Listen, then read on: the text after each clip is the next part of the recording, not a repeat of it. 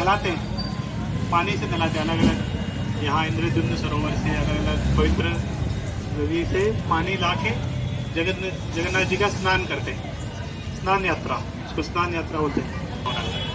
तो वो स्नान यात्रा जगन्नाथ के प्राकट्य दिवस के दिन होता है, जगन्नाथ का स्नान यात्रा। और बहुत नहलाते हैं, पूरे दिन चलता है वो अभिषेक पानी से। और जब इतना नहलाएंगे, आज हम 2-3 घंटे नहाए ना, 2 घंटे तो नहाए शायद मेरे साथ, लेकिन अगर 10 घंटे नहाते समुद्र में क्या होता, क्या हो जाता, बुखार आ जाता। तो जगन्नाथ जी को दिन भर नहलाएंगे तो क्या होगा, तो जगन्नाथ जी को बुखार आ जाता है। तो नेक्स्ट दिन से, स्नान यात्रा के नेक्स्ट दिन जगन्नाथ जी को बुखार आ जाता है, वो अस्वस्थ रहते हैं, इसीलिए मंदिर का पट बंद रहता है।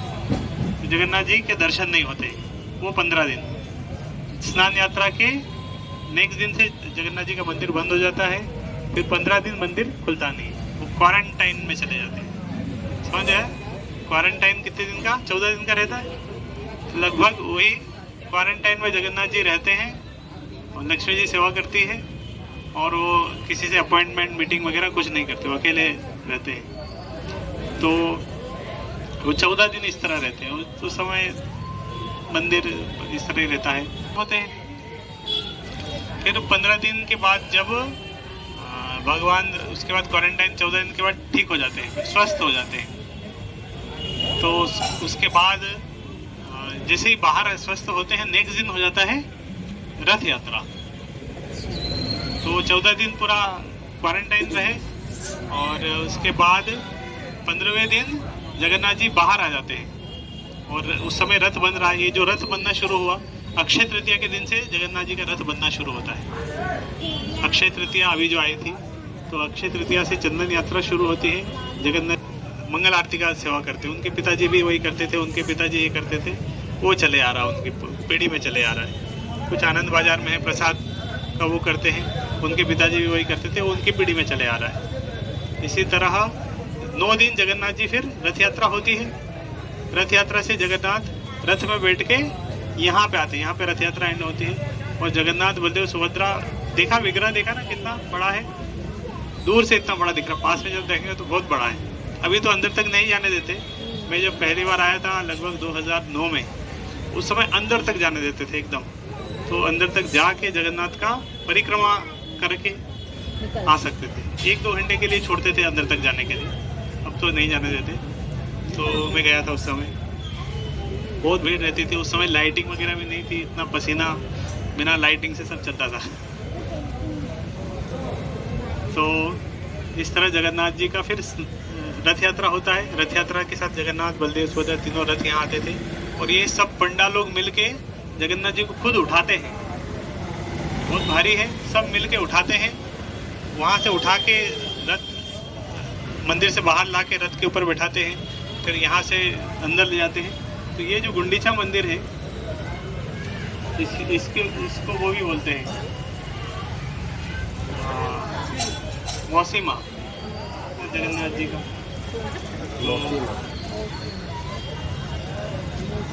तो जगन्नाथ जी यहाँ पे आके 9 दिन रहते हैं। रथ यात्रा आती है, रथ यात्रा के बाद यहाँ पे 9 दिन रहते हैं, और 9 दिन के बाद फिर उल्टी रथ यात्रा। तो यहाँ हम अभी अंदर में कुछ काम चल रहा है, तो दर्शन बंद करके रखा है, हमेशा बंद ही रहता है अंदर में, क्योंकि अभी जगन्नाथ जी यहाँ आने वाले हैं, रथ यात्रा जून में, तो अंदर में कुछ काम चल रहा है। और फिर जगन्नाथ जी, तो जिस तरह वहाँ पे मंदिर में जो कुछ होता है, सब कुछ जगन्नाथ का विग्रह का अंदर में अल्टर है, वेदी है, भोग मंडप है, यहाँ पे भी किचन है।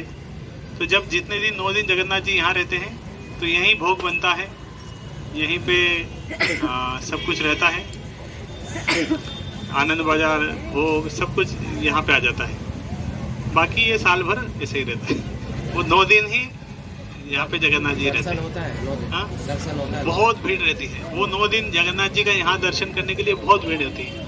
इस तरह बताते हैं कि जगन्नाथ जी का दर्शन वहाँ करने से जितना फल होगा, यहाँ गुंडीचा मंदिर में दर्शन करेंगे 100,000 गुना ज़्यादा फल मिलता है। तो बहुत भीड़ रहती है यहाँ पे दर्शन करने के लिए। अंदर में जब जगन्नाथ जी यहाँ पे रहते हैं 9 दिन के लिए, तो रथ यात्रा में बहुत भीड़ रहती है। तो जगन्नाथ यहाँ पे 9 दिन रहते हैं और बहुत दयालु रहते हैं, मतलब वहाँ जितने कृपालु है उससे ज़्यादा कृपालु यहाँ पे जब रहते हैं। तो वो इस तरह बताते हैं कि वो वैकुंठ है और ये है वृंदावन। तो जगन्नाथ जी का लीला इस तरह होता है। तो जो रथ यात्रा हम रथ खींचते हैं ना, रथ खींचने का अर्थ है कि जगन्नाथ के रथ को हम कुरुक्षेत्र, मतलब सारे वृंदावन वासी एक बार वहाँ पे गए थे, कुरुक्षेत्र में गए थे। कुरुक्षेत्र में समंत पंचक में सारे वहाँ पे स्नान होता है, ग्रहण का समय था, सब स्नान करने गए थे पवित्र नदी में। तो स्नान करने गए तो सारे तो इसके पास है, वृंदावन के पास, उधर हस्तिनापुर से आए और सबको पता चला कि कृष्ण भी यहाँ पे आए हुए हैं। तो वृंदावन वासियों के मन में क्या इच्छा होगी, अरे कृष्ण यहाँ पे है। वो तो आते नहीं कभी वृंदावन में, वो तो बोल के गए हाँ मैं आऊँगा, लेकिन आते नहीं है, उधर ही रहते हैं। तो सारे वृंदावन वासियों के मन में बहुत इच्छा थी भगवान श्री कृष्ण को देखने की। और उस मेले में जो समंत पंचक में सब आए थे, तो सब ढूंढा वहाँ पे कहाँ है कृष्ण, कहाँ है कृष्ण। और उन्होंने कृष्ण, पता चला कि वहाँ कृष्ण है। तो कृष्ण को जब उन्होंने देखा तो कृष्ण तो एकदम राजवेश में थे और रथ के ऊपर थे। बलराम जी इस तरह रथ के ऊपर थे, सुभद्रा आई थी वो भी रथ के ऊपर थी। तो वृंदावन वासियों को अच्छा नहीं लगा, बोले ये हमारे कृष्ण नहीं है, क्योंकि ये तो इस तरह राजवेश पहना हुआ है, अस्त्र शस्त्र है, मुकुट पहना है, लेकिन हमारा कृष्ण तो किस तरह है, वो तो मोर पंख लगाता है, उसके पास बांसुरी है। तो वो कृष्ण को देख के अच्छा नहीं लगा उनको कि तो इस तरह ऐश्वर्य भाव में है। तो सारे वृंदावन वासियों ने क्या किया, कृष्ण के रथ के घोड़े छोड़ के कृष्ण को उन्होंने सोचा कि चलो इनको वृंदावन लेके चलते हैं। तो कृष्ण के रथ के घोड़े छोड़ दिए और वो रथ को स्वयं वृंदावन वासी सब खींचने लगे। तो वो खींच के वहाँ से खींचते खींचते कहाँ तक लेके आए, वृंदावन में लेके आए। तो वृंदावन में लेके आए, इस तरह बलराम जी का रथ था, बोले इनको भी लेके चलो, सुभद्रा के रथ को, तीनों के रथ को खींचते हुए इस तरह भगवान को क्या बोल सकते हैं, किडनैप कर दिया। तो किडनैप करके कहाँ लेके आ गए, वृंदावन को। भगवान भी बहुत खुश थे रथ के ऊपर बैठे, और जब वो रथ के ऊपर इस तरह बैठे थे, जब देख रहे थे अरे वृंदावन वासी इतना प्रेम करते हैं, तो उनकी आंखें एकदम ऐसे ही रह गई, खुली की खुली, उनके हाथ इस तरह हो गए वृंदावन वासी को गले लगाने के लिए। तो ये विशेष उनका भाव उस तरह, जो भगवान जगन्नाथ का जो रूप है, ये रूप ऐसा नहीं कि इसके पीछे एक महात्मा है कि रूप इस तरह क्यों है, जगन्नाथ जी के हाथ इस तरह है, वो अपने भक्तों को गले लगाना चाहते हैं, उनकी आंखें बड़ी बड़ी, वो देखना चाह रहे हैं कितना प्रेम करते हैं।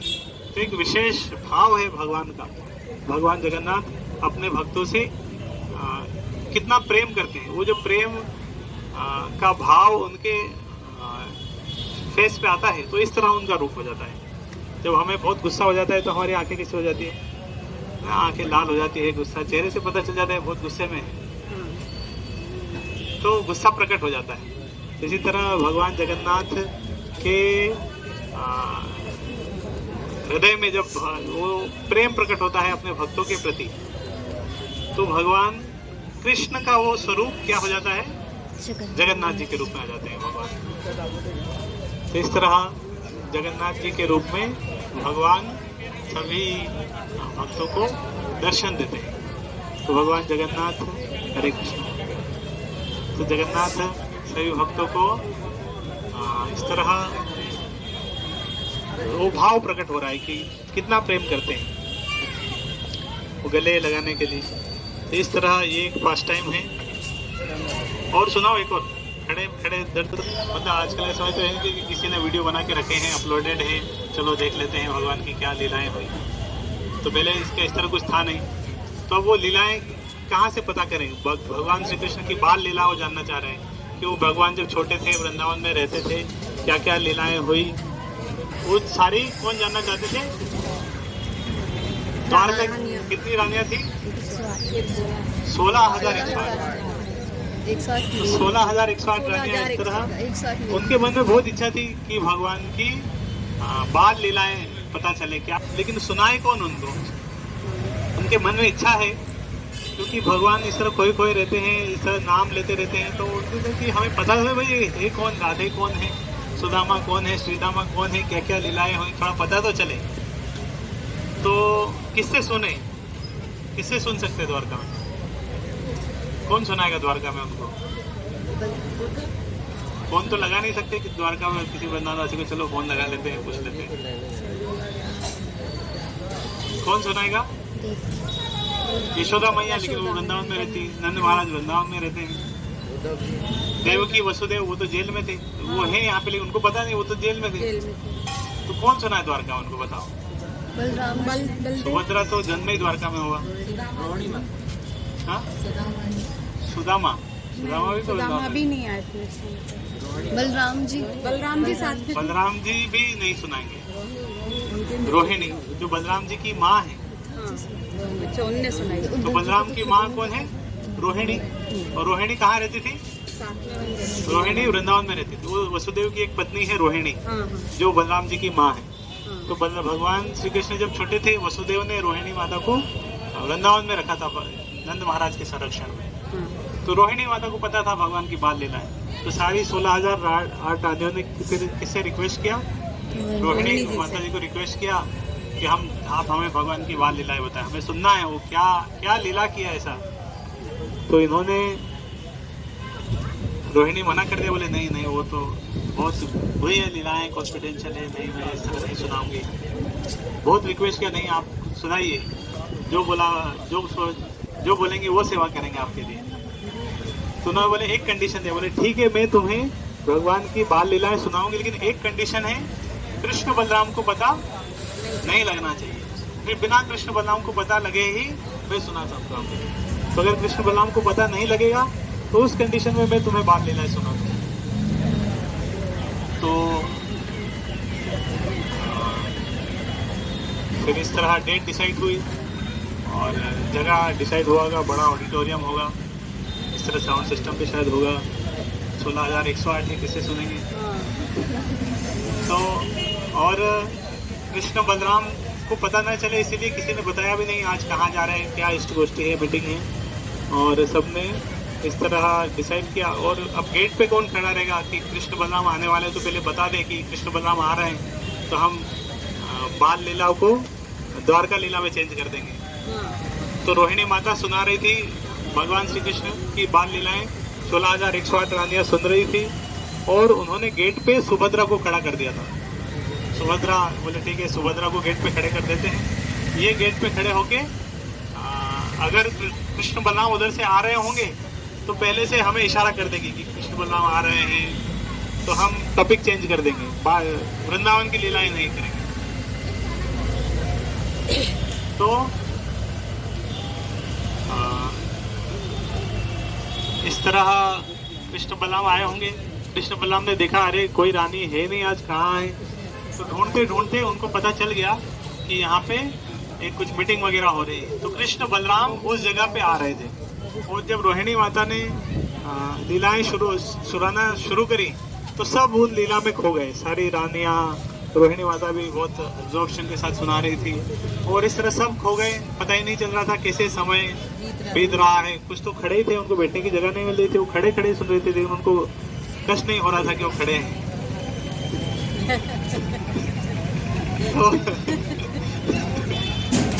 लेकिन दूसरी जगह खड़े होते तो पता चलता कि अरे कैसे खड़े हैं, लेकिन अभी थोड़ा रस मिल रहा है इसलिए खड़े होने का कष्ट नहीं। तो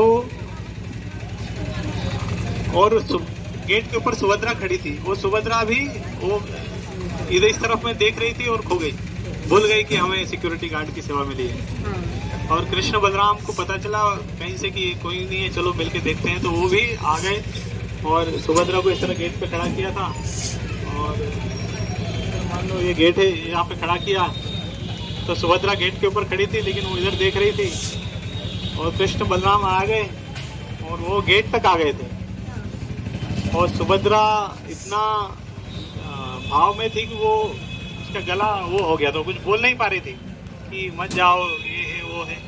तो सुभद्रा ने गेट पे खड़े खड़े क्या किया, इस तरह गेट को रोक दिया, बोले अंदर नहीं जाने दे रहे। तो गेट पे रोक दिया सुभद्रा ने इस तरह, और कृष्ण बलराम गेट के ऊपर ही खड़े थे। तो सुभद्रा ने इस तरह रोक दिया, वो दोनों गेट के ऊपर खड़े थे और वहीं गेट से वो भी सुन रहे थे। तो कृष्ण बलराम उनकी बाल लीलाएं सुन रहे थे। कृष्ण बलराम सुभद्रा अभी तीनों एक साथ हो गए, सुभद्रा बीच में है, एक तरफ कृष्ण है, एक तरफ बलराम, गेट के ऊपर खड़े हुए हैं और बाल लीलाएं चल रही है।